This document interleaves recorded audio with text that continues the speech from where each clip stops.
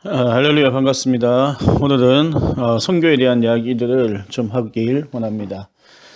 이야기를 하게 되는 이유는 우리가 한국 교회를 제가 한 20년 넘게 선교에 대해서 지켜봤을 때 선교가 너무 발전이 없고 또한 선교를 접근하는 방식들이 좀 잘못되어 있다라는 생각이 들어서 함께 나누려고 합니다. 그리고 선교는 어려운 것이 아닌데 또한 함부로 아무나 접근할 수 없는 또한 그러한 영역이 또한 되어 있습니다.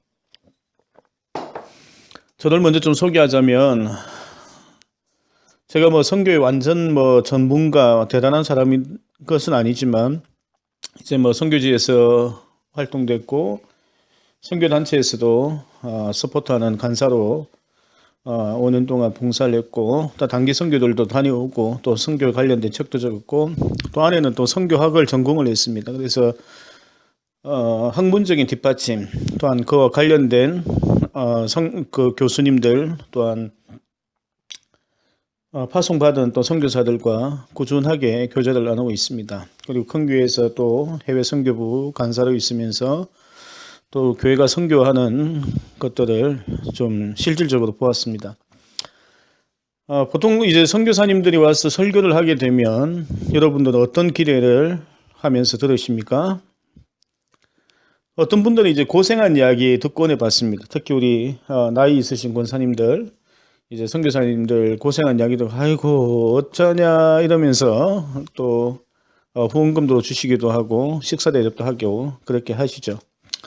또 어떤 분들은 선교지에서 일어났던 기적 같은 이야기들 그런 것들에 대하여 관심이 있고 또 기대하고 또 은혜를 받습니다.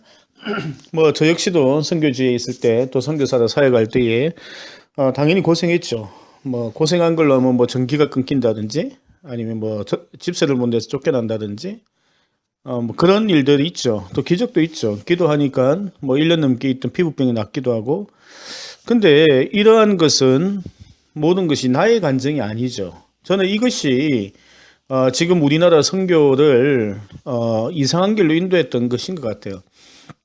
그냥 대부분 선교사님 오셔서 고생한 이야기나 뭐 선교 간증하고 그걸 은혜 받고 이것은 나의 일이 아니고 선교사님 하는 일이야 하면서 보내는 선교사라는 적당한 단어를 사용하면서 후원을 하는 걸로 마치기도 합니다. 그것이 잘못됐다는 이야기가 아니고 그냥 툭 던져버리고 무관심하게 있는 것이 잘못된 이야기예요. 후원하는 건 맞죠. 또 기도하는 건 맞고 하지만 그냥 기도하고 후원하고 툭 던지고 그것은 나에게 귀찮은 일이 되어져 있다면 나는 굳이 직접적으로 더 관심을 가지고 찾아보면서까지 관심을 두지 않아도 되는 일로 되어 있다면 이것은 뭐 기도하는 의미나 후원하는 게 오히려 반감된다라는 생각이 듭니다. 우리 모두가 선교에 대해 조금 더 관심을 보고 기사가 뜨면 관심 있게 읽어보고 또 거기에 관련된 뭐 책들이나 특강들이 교회 안에서 꾸준하게 일어나야 된다라고 저는 생각합니다. 이러한 간증을 만들기 위하여 선교를 하는 것도 아니며 이러한 간증이 대체로 일어나지 않습니다. 무슨 말인가 하면 이런 간증 들어도 듣는 것일 뿐이지 내가 선교하는 건 아니잖아요. 두 번째는 이런 간증을 듣는다고 하더라도 나에게는 일어나지 않는다는 거죠. 선교사님이 기적적인 일을 이야기하셔도 내 삶 속에서 또 그런 기적이 일어나진 않잖아요. 그러니까 단순히 듣는 것만으로 내가 은혜 받았다 그까지만 하면 이 선교라는 것은 좀 아쉽습니다. 왜냐하면 선교는 액팅이거든요. 사도행전을 영어로 액트라 하잖아요. 행동. 뭔가를 우리가 해야 되는 행동이잖아요. 근데 그걸 단순히 듣는 것만으로 만족한다? 그건 조금 선교에 대하여 접근 방식이 조금 아쉽다라는 것입니다. 이건 설교하고 선교하고는 또 다 다르기 때문이죠. 모든 일들은 반복되어지고 역사가 흐를수록 성숙하고 발전하게 됩니다. 한국도 선교가 이미 30년 이상 이루어지고 있는데요. 제가 처음 선교지에 접한 것도 3년, 4년 정도 전입니다. 그러니까 더 오래 전부터 선교사님들이 파송되어지고 선교 사역을 해오고 있는데 지금 우리나라의 선교는 어디까지 와 있느냐, 또 신학교에서 선교를 가르칠 때의 그 학문의 수준이 과연 어디까지 와 있는지를 우리가 한 번쯤은 봐야 하는 것이죠. 어떤 분야에 30년 이상, 50년 정도 그 분야가 시작하여 발전되었다면 엄청난 발전을 이룹니다. 우리가 핸드폰이라는 사업도 보세요. 핸드폰이라는 것이 90년대 한 후반 정도부터 이제 약간 보편화됐죠. 그전에는 카폰으로 부자들만 차 안에서 핸드폰을 할 수 있는 정도 시스템이었습니다. 그러다가 90년대 후반에 핸드폰이 나오기 시작해서 한 5년 안에 스마트폰으로 대세가 완전히 바뀌었죠.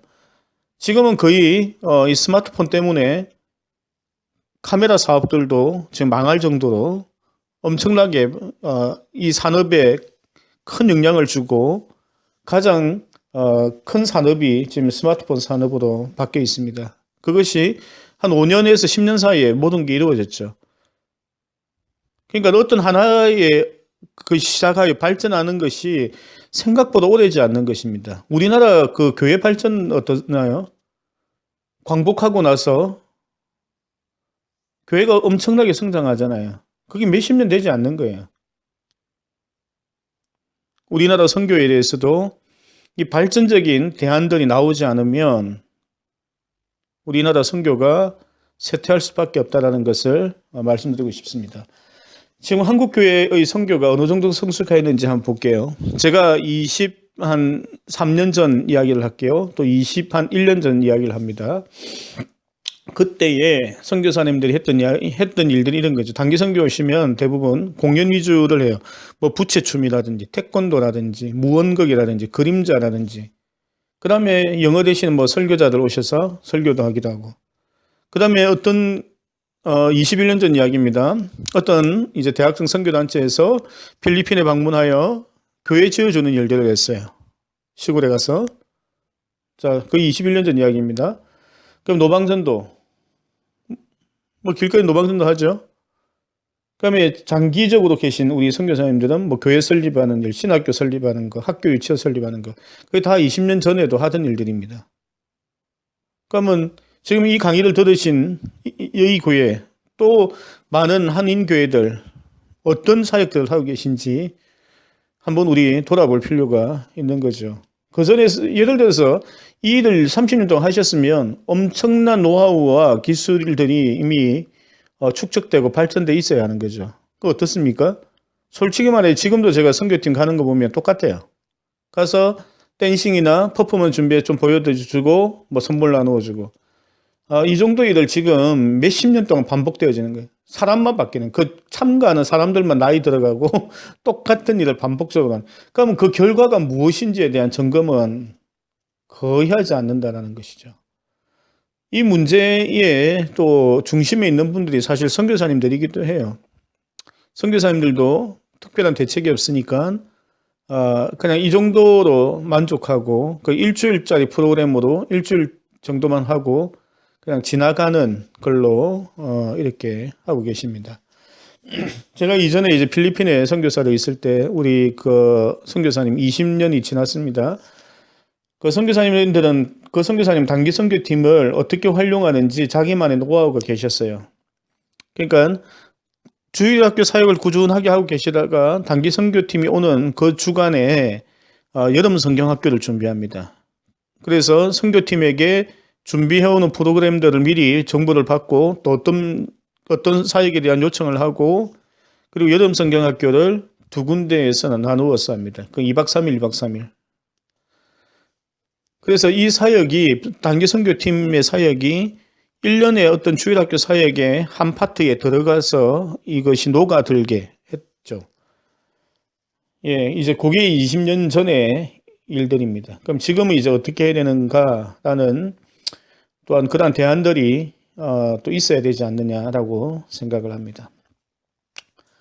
현지인들도 할 수 있는 일이면 한국교회와 선교사님들은 빨리 물려줘야 합니다. 지금 우리 선교팀들이 가서 단기 선교팀들이 가서 할 수 있는 일들은 현지에 있는 교인들 다 합니다. 지금은 현지인들 교회들도 지금은 많이 성숙해 있기 때문에 그들에게 재정적인 것과 노하우를 주면 또한 그런 프로그램에 대한 것을 열어주면 충분히 그들도 할 수 있습니다. 그러니까 예를 들어 이런 거죠.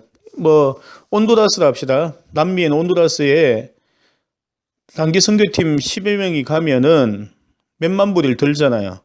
거기 교사를 한 명 초청해서 미국의 어린이 전도협회나 이런 곳에서 한 일주일 동안 훈련받고 갈 수 있게 해주면 그분들이 충분히 그 안에서 찬양이든 이런 사역들이 일어날 수 있습니다. 아니면 그런 훈련을 받으셨던 분들이 몇 분이 가셔서 거기에서 교사 강습회를 열어주면 충분히 현지인들이, 현지 교회들이 그 일들을 감당할 수 있습니다. 다시 말씀드립니다. 사람을 미국이나 한국으로 데려와서 훈련시켜서 보내는 비용이 훨씬 적게 들고요.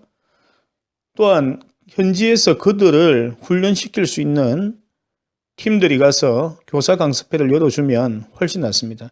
근데 더 중요한 것은 어린이 전도협회 같은 경우에는 전 세계에 다 있어요. 전 세계 모든 나라에 다 있다고 말하면 됩니다. 그 정도로 퍼져 있어요.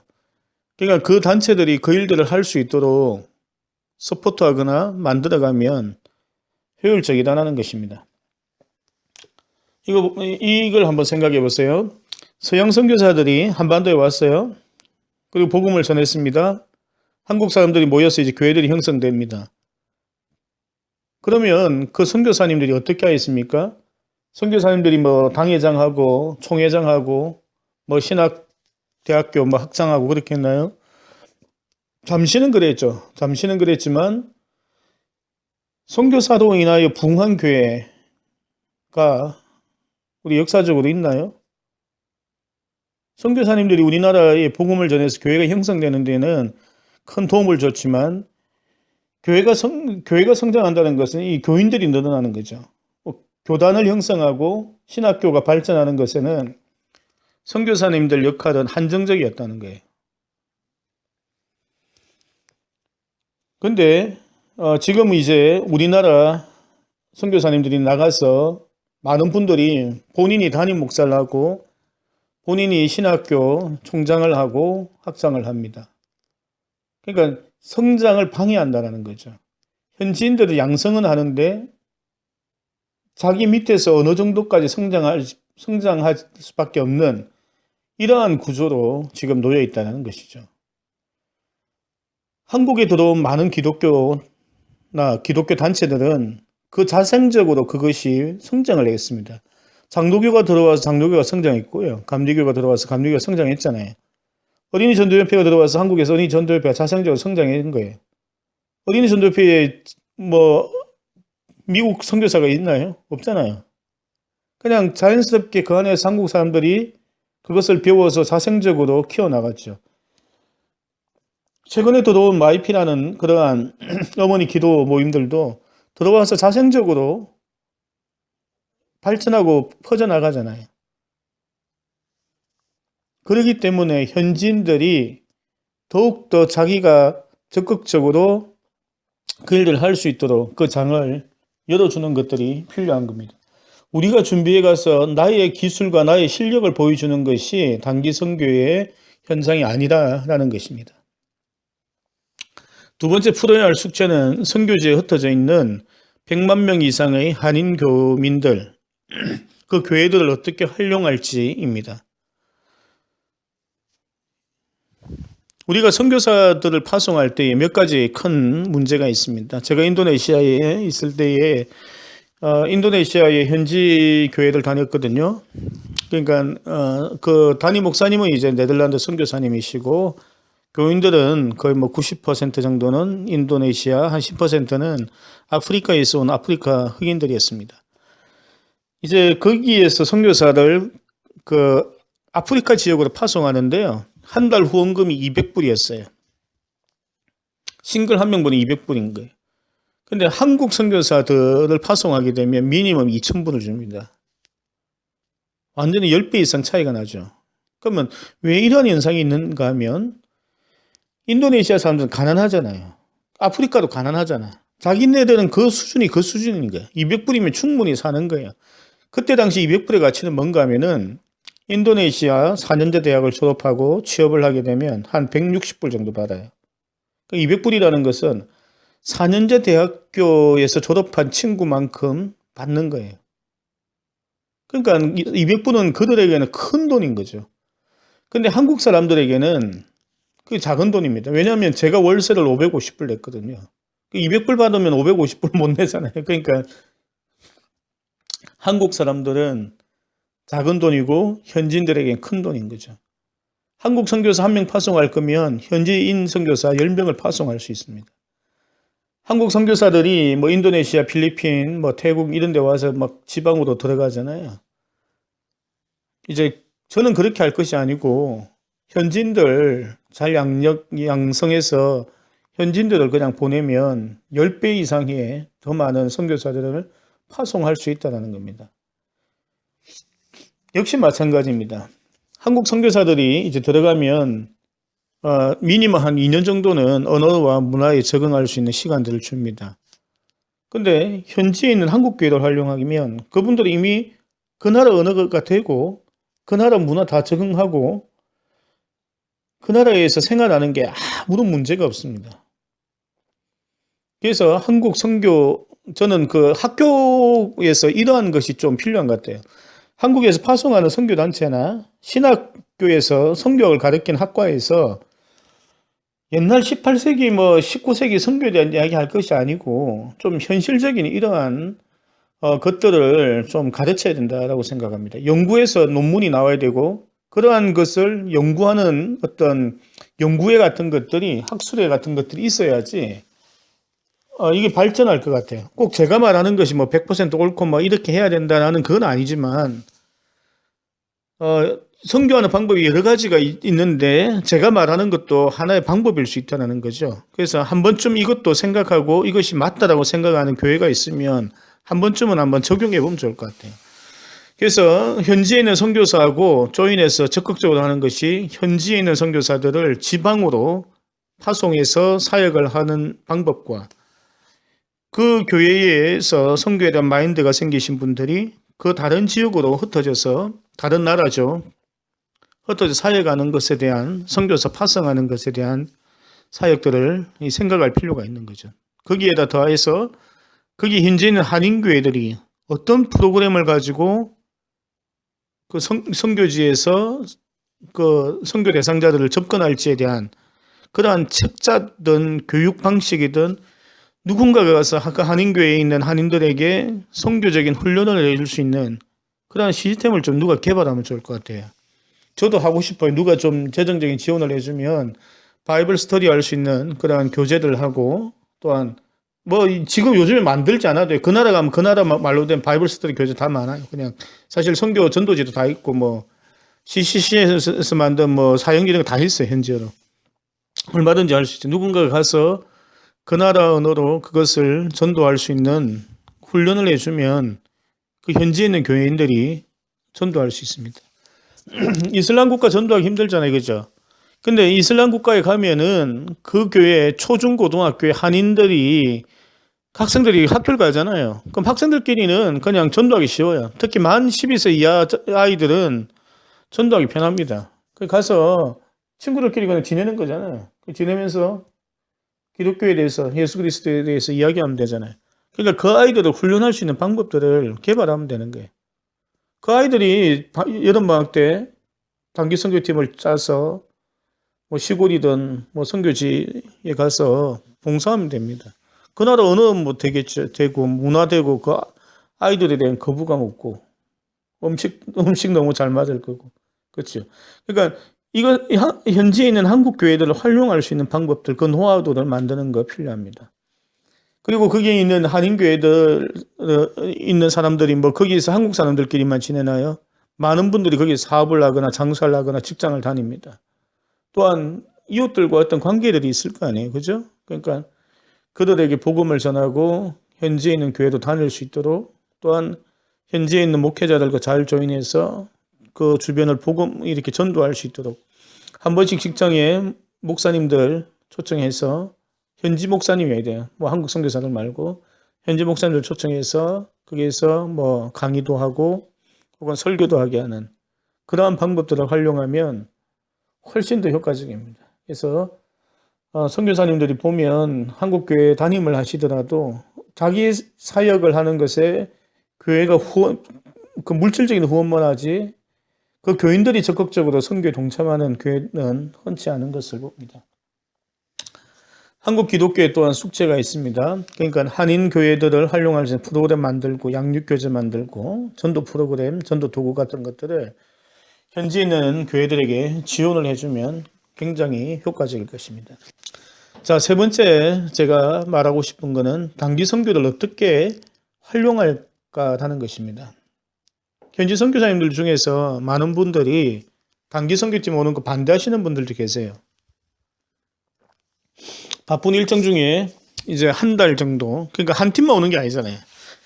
여러 교회에서 여러 팀이 오면 매주 똑같은 일들을 한 달 내지 두 달 동안 해야 되는 거예요.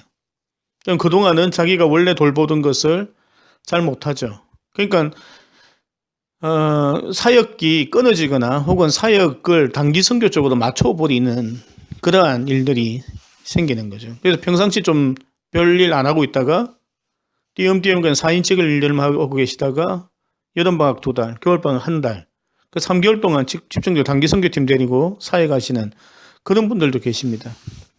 그래서 지금은 더 적극적으로 선교사님들에게 우리가 어떤 사역을 준비해 가야 되는지, 어떤 것이 도움이 되는지에 대한 구체적인 질문과 대답을 여러 번 주고받은 다음에 선교사님에게 진짜 필요한 것들을 준비해서 가야 합니다. 이제 제가 선교에 대해서 이제 좀 제안을 하고 싶은데요.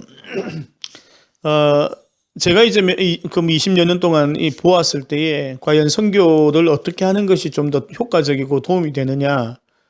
어차피 복음을 전하는 것은 우리가 언어가 안 되기 때문에 현지에 있는 선교사님들 하시면 돼요. 그리고 현지에 있는 교회들이 하면 됩니다. 그러니까 전제는 현지인들 교회들에 우리가 지원해주는, 그러니까 거기에 있는 분들이 양육받고 성장하여 주일학교든 그 교회를 운영할 수 있도록 하는 노하우들, 그런 것도 훈련 프로그램들 지원해주고, 또한 한인 교회들이 그 지역에서 그런 교회들과 잘 유대 관계를 가지면서 함께 복음을 전하는 일들, 선교사님들과 협력할 수 있는 그 일들을 만들어가고, 그러면 이제 외국에 있는 이제 우리들, 이제 선교지에 어떻게 접근해 갈 것인가라는 것입니다. 자, 저는 하나 이제 첫 번째 제안하는 건 선교 폴리텍입니다. 폴리텍은 기술을 가리키는 거잖아요. 그래서 현지인들에게 경제적인 자립을 도와줄 수 있는 그런 기술을 가르쳐주는 프로그램들을 운영해 보는 것입니다. 이것은 한 일주일 정도 인텐시브 과정으로 열면 돼요. 그러면 기본 개념은 뭔가 하면은 현지 이제 선교사님하고 자원봉사자들하고 네트워크 센터가 있어요. 그러니까 네트워크 센터가 뭐 선교단체라고 보시면 되죠. 이제 거기에서 전 세계에 있는 한인 커뮤니티와 외국인들을 엮어주는 거예요. 그래서 네트워크 센터에서는 모집 공고를 먼저 냅니다. 그러니까 예를 들어서 당신들이 외국에 가서 여러분들의 기술을 가르쳐 줄 수 있는 분들 신청해 주세요 하면은 이제 신청을 하겠죠. 전 세계에서 다 신청해요. 그리고 자기네들 뭐 관심 있는 나라들이 있으면 뭐 같이 이제 신청서에 적으면 됩니다. 그러면 이제 현지 선교사들도 이 네트워크에 들어와 있으면 되죠. 그러면 공지에 떠는 내용들 보고 현지 선교사님들이 이제 선택을 하면 되겠죠. 아, 우리 이 지역에는 머리 깎아주는 사람이 와서 좀 미용 기술을 가르쳐 주면 이 지역에 굉장히 발전이 되겠다, 복음 전하는 데 도움이 되겠다 하면, 그러면 현지에 있는 선교사님이 우리는 머리 깎는 사람 보내주세요 하면은 이제 머리 깎는 분들에게 연락해서 날짜와 이것을 이제 어레인지를 해주는 거죠. 이제 잡아주는 거죠. 그러면 현지 선교사님들은 무엇을 준비하시면 되는가 하면 이제 머리 깎아주는 것을 가르칠 수 있는 장소만 좀 섭외해 주면 되는 거예요. 그리고 이제 네트워크 센터에서는 이제 후원자들 모집하는 거죠. 그래서 뭐 모집이 많이 되면은 자원봉사자들에게 비행기 티켓도 주고 뭐 할 수 있겠지만 안 되면 이제 자원봉사자께서 그렇게 하시면 돼요. 그래서 모집 분야는 무궁무진합니다. 무궁무진하게 자기가 가지고 있는 아무거나 다 현지에서 쓰려고 보면 쓸 수 있습니다. 자, 예를 들을게요. 한국 요리에 대한 것을 이제 한다라고 생각하면 왜 한국 요리에 대해서 될까? 이 장점은 두 가지죠. 하나는 한국 아줌마들 중에 요리 못하는 사람이 어디 있어요? 제 생각에 손만 있으면 다 할 것 같은데, 그죠? 근데 한국 요리를 하게 되면 지금 이제 한류 열풍 중에 하나가 한국 요리 먹는 거잖아요. 어제 이제 그 뉴스를 보니까 인도네시아에서 한국 떡볶이가 지금 유행이라던데요. 뿐만 아니죠. 뭐 중국이든 뭐 태국이든 뭐 일본이든 한국 음식 많이 유행하잖아요. 그러니까 한국 요리를 가르쳐 주면 도움이 돼요. 근데 또 다른 하나는 뭔가 하면요. 제가 이제 동남아시아 살다 보면 가정부나 한국 식당에 한국 요리를 할 수 있는 사람들을 모집합니다. 그러니까 한국 사람을 모집하기는 인건비가 비싸니까 안 되니까 현지인들 중에서 한국 요리 할 수 있는 가정부는 굉장히 인기도 있고 월급도 높아요. 그리고 한국 식당들에서도 한국 요리를 할 수 있는 현지인들 뽑습니다. 그러니까 취업하기 좋다라는 거죠. 그죠? 그럼 예를 들어서 이제 한국 요리하는 사람들을 모집하는 거예요. 그 대상국가는 태국에 있는 선교사님 요청했어요. 우리 지역에 와서 한국 요리 좀 가르쳐 주면 좋겠습니다.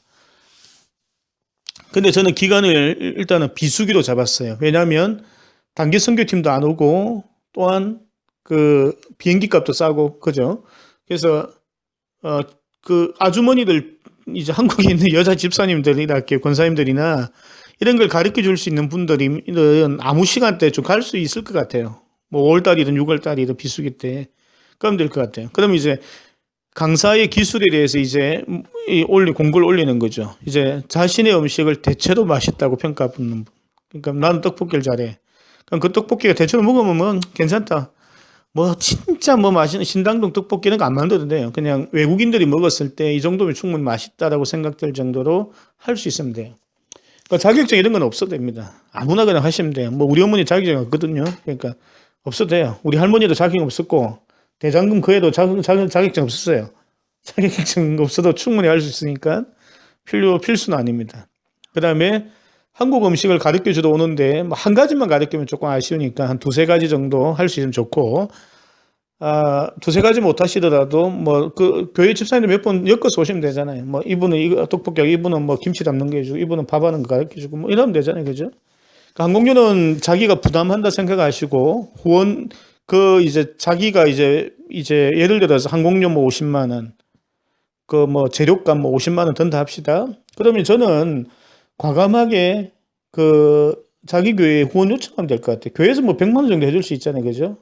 선교팀 간다는데 뭐 더 많은 돈도 들잖아요. 그러니까 교회에서 이제 항공료든 아니면 좀 자기 주변 분들에게 후원 요청하셔서 그렇게 하는 것이 필요합니다. 아무리 부자더라도 웬만하면은 후원 요청하시고 기도 후원이라도 요청하고 오시면 좋아요.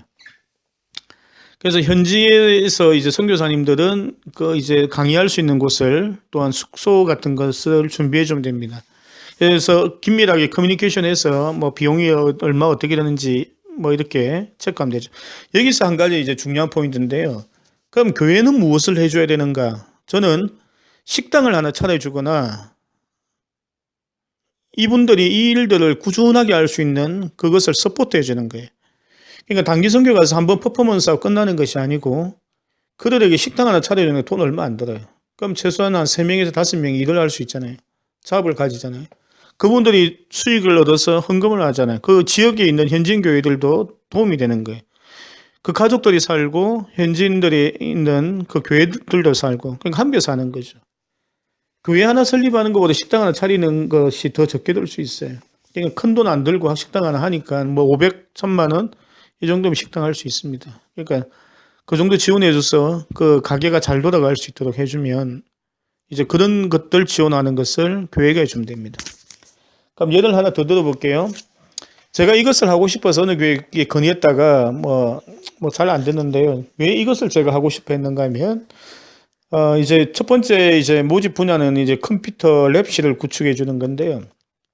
뭐 지역을 코스타리카라고 합시다. 그러면 구청장이나 교육감을 만나서 우리가 이곳에 있는 초등학교 5군데에 랩실을 만들어 주겠다. 이러면 거절할 구청장이나 그 교육청은 없습니다. 공짜로 학교에 뭐 컴퓨터실 만들어 주겠다는데 누가 반대하겠어요? 그러면 왜 컴퓨터실을 제가 이야기하는가 하면 컴퓨터 교육하러 매주 들어가야 되니까 매주가 아니죠. 왜냐하면 1, 2, 3, 4, 5, 6학년을 가르친다면 1학년 뭐 일주일에 5번 들어가는 거죠. 기본적으로. 월화수목금 다 들어가는 거죠. 그럼 선교사가 합법적으로 학교에 매일 들어갈 수 있다는 것은 큰일인 것이죠. 좋은 아이디어죠. 근데 그 컴퓨터를 가르쳐줘도 들어가는데 한국 선교사님 같이 들어가대요. 현지인들 중에서 컴퓨터를 가르칠 수 있는 사람 한 명하고 그 다음에 그걸 서포트하기 위해서 선교사님이 한 분이 같이 들어가면 됩니다. 근데 이제 그 컴퓨터 프로그램 중에 어떤 것을 깔면 되는가 하면요. 영어 교육 프로그램을 깔아주는 거예요. 근데 그 영어를 배우는데 성경적인 내용들을 가진 그러한 소프트웨어를 깔아주면 아이들이 영어 배우면서 성경을 같이 배울 수 있는 거예요. 자연스럽게 게임하고 뭐 글 읽고 뭐 이렇게 영어 배우는데 그 내용들이 성경적인 이야기인 거죠. 영어 배우는데 뭐 예를 들어서 뭐 영어 가르쳐 주는데 등장하는 인물이 뭐 요셉이라든지 요셉 이야기라든지 모세 이야기라든지 이런 이야기들이 컴퓨터에 쫙 깔려 있는 거예요. 합법적으로 영어를 배우면서 성경적인 내용들을 배울 수 있죠. 그리고 선교사들이 들어가 컴퓨터 가르쳐 주면서 자연스럽게 뭐 이렇게 복음을 전할 수 있는 기회를 잡아갈 수 있는 거죠. 그래서 이 랩실을 만드는데 얼마 정도 드는가? 책상하고 컴퓨터는 뭐 중고 쓰면 돼. 뭐 최신형 필요 없잖아요. 벌써 미국이나 한국에서 유행 지나간 컴퓨터들 그리고 그 뭐 PC방 망하는 데 가면 싸요. 그런 거 쫙 걷어가지고 거기 가져가면 돼요. 1,000,000원이면 충분합니다. 학교 하나에 1,000,000원이면 충분합니다. 1,000,000원 뭐 큰가요? 제가 알기로는 뭐 큰 교회들 뭐 1년에 선교비 뭐 10억 뭐 이런 예산 잡으시는 교회들도 뭐 몇 군데 봤는데요. 그 1,000,000원은 큰 돈이 아니에요. 그러니까 우리 교회가 5,000,000원 정도 예산이 있으면 그 무슨 어떤 한 지역에 어떤 구에 5개 정도 학교에 구축해 주면 돼요. 예산이 더 있으면 뭐 10개 해주면 되잖아요. 그럼 1억이잖아요.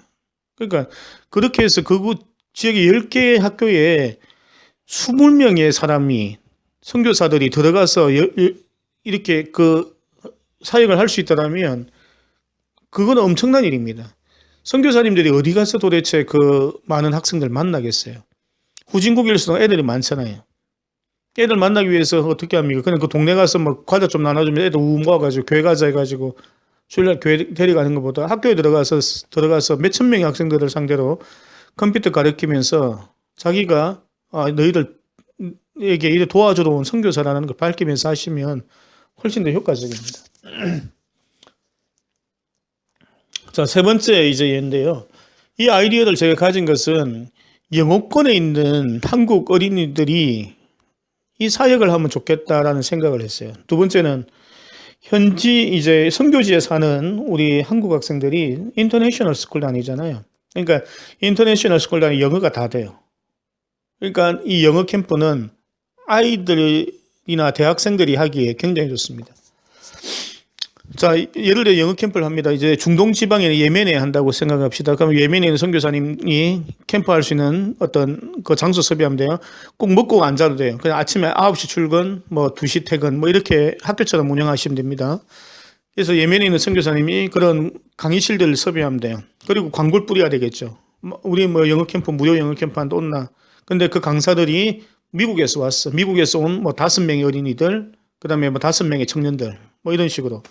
근데 여기에 꼭 구성인자들은 그 나이 또래 아이들이 꼭 가야 돼요. 초등학생 사역을 하려고 하면 초등학생들이 가야 됩니다. 그러면 중고등학교 사역할 때 중고등학교 학생들이 끼어 있어야 돼요. 그러니까 그 또래 집단들과 영어를 쓰면서 복음을 전할 수 있는 게 컨셉이거든요.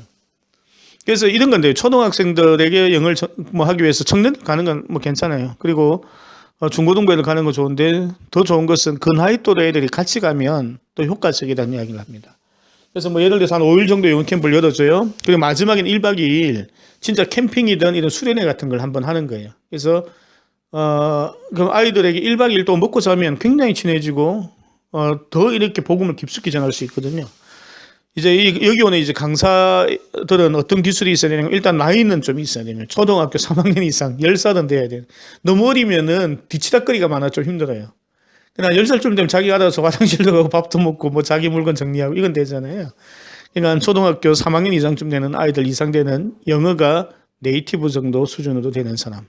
그 다음에 이 팀을 가는 거는 아이들 영어 캠프니까 중간에 간식이든 뭐 점심을 줘야 되잖아요. 그러니까 어른들은 밥 해주는 역할로 해서 몇 분이 따라가시면 돼요. 그러니까 팀을 짤 때 15명이 가면 한 10명 정도는 캠프를 진행할 스태프들로 가고 5분 정도는 그 스태프들 도와주는 뭐 식사당번 뭐 이런 분들 가서 하시면 됩니다. 그렇게 해서 이렇게 팀을 짜가는 거죠. 그러면은 이제 5일 정도 영어 캠프를 하는 거예요. 거기에는 당연히 바이블이 들어가는 거죠. 그래서 제가 지금 이러한 예들을 들려주는 것은 우리나라 이제 단기 선교가 할 때 퍼포먼스 하는 그 선교는 이제는 좀 안 해도 되지 않느냐. 차라리 저는 프로그램을 예를 들어서 하면 우리가 뭐 선교사가 설교를 하면 그 찬양 그 특송 같은 거는 차라리 그날 낮에 애들 좀 가르쳐서 너희들이 좀 특송해. 너희들이 찬양 인도해. 좀 이럴 수 있는 수준으로 좀 가면 좋겠어요.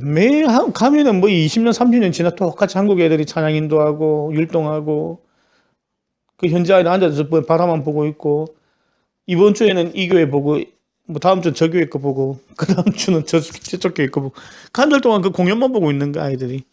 그 어떤 아이들한테 어떤 도움이 주겠어요. 그러면 그 아이들이 주일날 다시 예배를 갔을 때 이 정도 수준의 퍼포먼스를 못 해내면 찬양 인도를 못 해내면 그 아이들이 주일날 예배가 식상해지잖아요. 그러니까 이거는 심각한 문제라는 것을 여러분 아셔야 돼요.